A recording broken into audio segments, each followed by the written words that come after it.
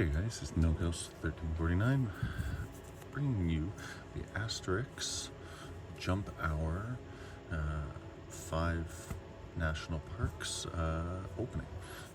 So essentially I got an email about this saying that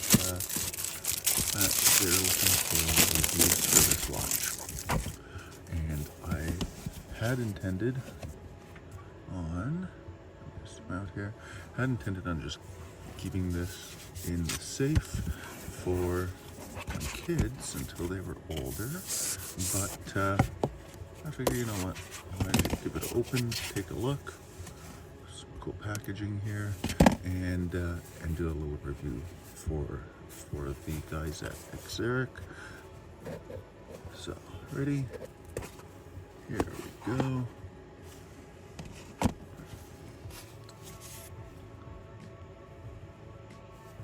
I picked this up on the Kickstarter release. They did 100 of each for a total of 500 or 1,000 of each. I don't recall. Anyways, it was a limited production. The warranty card here. Pull this out. So again, unsigned. Again, it's done through Kickstarter. So I imagine since it's purchased direct, warranty's not an issue. Asterisk, funny. Right, I'm sure this is, not sure of anything, but I imagine this is recycled everything. There we go, nice little insert. Yeah, it's a type of felt. Let's get to the watch itself.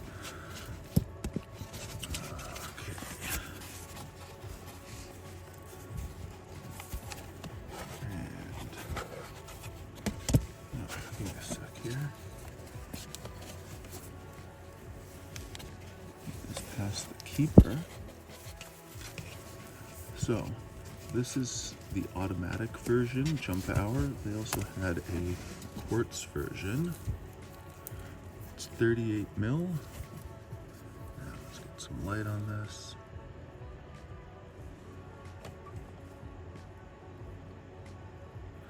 .38 mil, 18 mil lugs.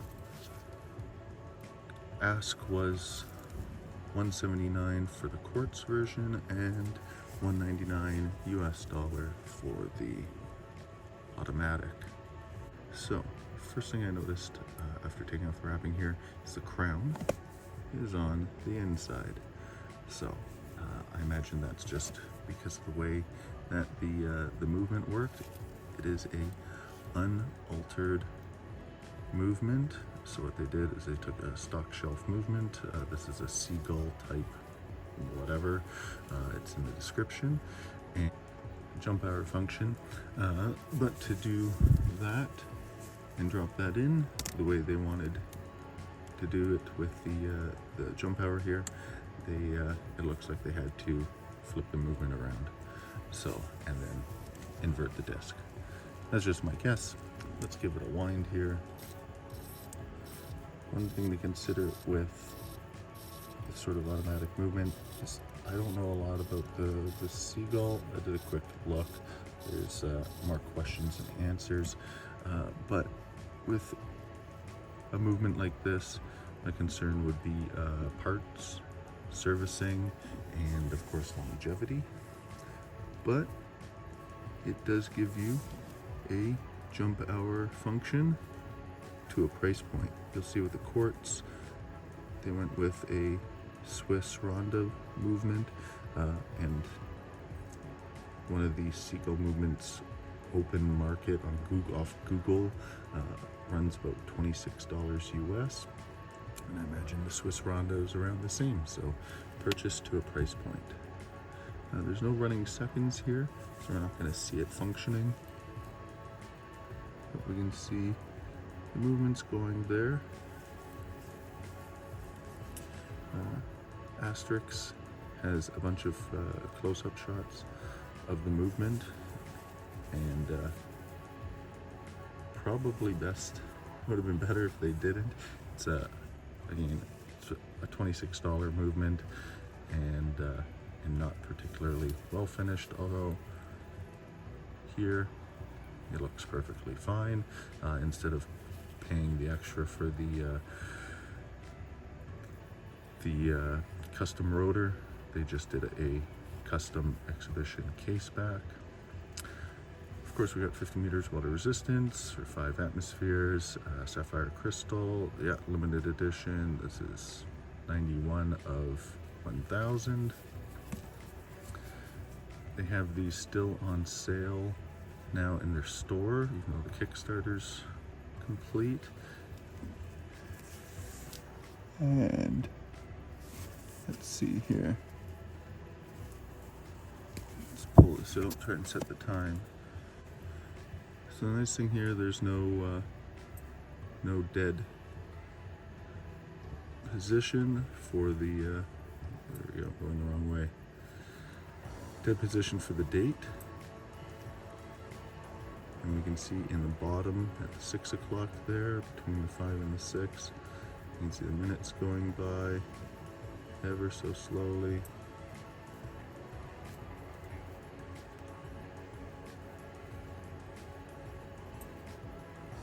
And you can really hear and feel that hours jump there. Now the one thing I will say is you can see, I'm not sure if I can zoom in on it, but you can see around the circle for the hours that, I'm just not getting a good shot on this.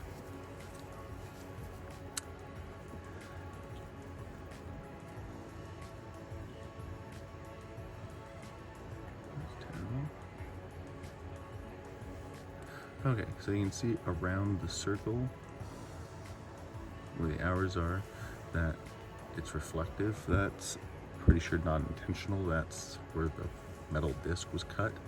And then of course the image has been printed apparently several times. Right, so here we have a closer shot of the dial. And you can see around the hour marker at the 9 o'clock there, which says 9. You can see the cut disc that I was referring to earlier.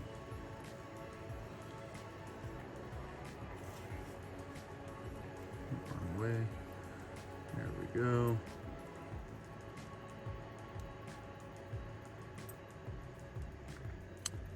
I almost feel like it would have been more interesting to have the disc, the rotating disc with the sun and the water on the second hand rather than the minutes hand, but it's a cool looking watch, right? Lugs are minimal, asterisks in here. Laser engraved on the crown. Or is that? No, that's actually cut into the crown. My bad. We have a screwed, I'm going to zoom out here, screwed down case back for that 50 meters, which is handy. Of course, exhibition case back. We have a combination of brushed and polished components for the case. Yeah, brushed bezel, right, and then polished underneath that, and then brushed side, and then polished on the bottom. Right, lugs are nice. They're quite narrow on top, kind of like in a classique, bouquet classique sort of fashion here. Would have been, the strap sits quite close to the case, so it would have almost been nice to have had a spot etched out in the case right along the bottom here for that, but not a big deal. It doesn't look like it's rubbing. The strap itself, I couldn't tell you what it's made out of, but it's nice and thick here. Yeah, seems like a nice enough strap for this. Nice buckle. Yeah. Now here's a funny one. So buckle is made in China, right? Just a pretty standard fair buckle. On the case back, it is made, the movement is PRC movement. On the Kickstarter, this is actually obscured by a blown out magnification of the limited edition in laser engraving. So I think it's interesting that you see the PRC movement rather than made in China or Chinese movement or something to that effect. Adding it all, it's an interesting move. Reminds me a bit of the Cold War era GDR Glasuta made watches from East Germany. Here it is if you were to have it upside down. Let's see what it looks like on the wrist. So here we go on the wrist. Right. It's fairly svelte because it's a little bit more compact, lug to lug. Despite being 38 mils, it sits a little bit hot or a little bit big. The lugs are straight, so in good classic fashion, it sits flat. I don't have a flat wrist. Strap will take a little bit to break in because it is fairly hefty. Yeah.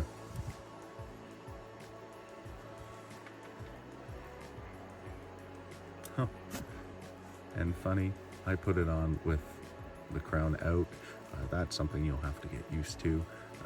It's not like, again, it seems to fit rather flat, so it's not like the crown will be pushing into your wrist, so you will just have to get used to that. A little note on this tang buckle, it is, well, this piece here is heavy duty enough. This is pretty rudimentary. It's just a folded piece of steel, or metal.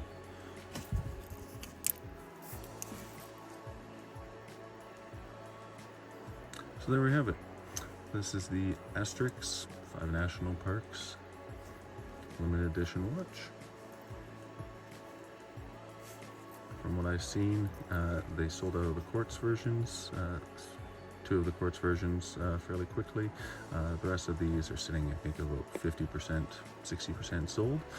So if you're looking for a nice novelty watch, this is definitely something to consider. For the jump hours, it's easy enough to tell the time while having something very different on your wrist. Weight-wise, this has a good feel to it. It's a good heft.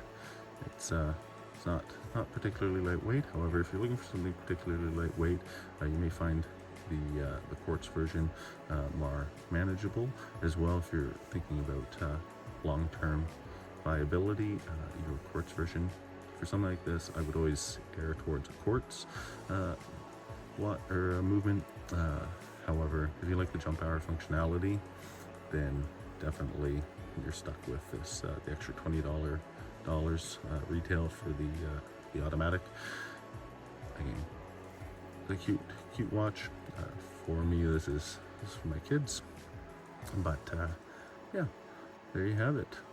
Asterisk. Good job on this.